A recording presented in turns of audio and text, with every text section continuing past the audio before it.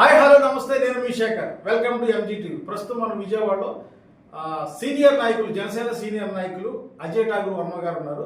Sir చెప్పండి, గతంలో విజయవాడలో భయంకరమైన వరదలు వచ్చినాయి.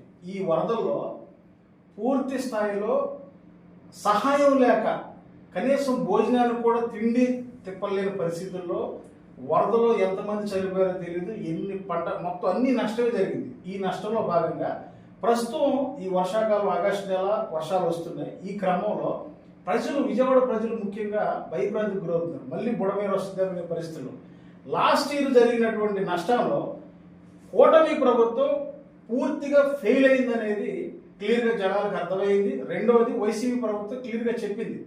దీని మీద మీరు ఏమంటారు సీనియర్ నాయకులుగా జనసేన పార్టీ? శేఖర్ గారు, మీకే కాదు మీ టీవీ ఛానల్ ద్వారా ప్రజలకు కూడా చాలా ఇంపార్టెంట్ విషయం చెప్పాల్సింది ఉంది. మీరు అడిగింది చాలా మంచి క్వశ్చన్. ఎందుకనంటే అసలు బుడమేరు పొంగటానికి కారణం ఏంటనేది ముందు మీకు అందరికీ తెలియాలి, ప్రజలకు కూడా తెలియాలి.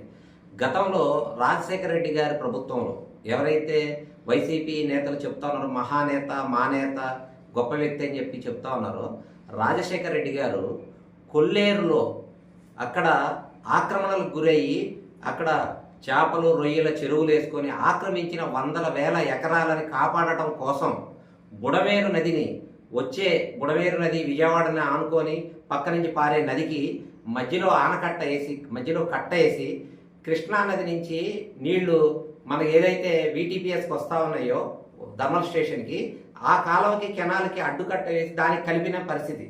అది కలపడం వల్ల ఏమైంది, మనకి సాగర్ నుంచి వాటర్ రావడంతో కృష్ణా రివర్ మొత్తం నిండిపోయి ఆ బ్యాక్ వాటర్ రివర్స్ వచ్చింది. ఒకే టైంలో బుడమేరు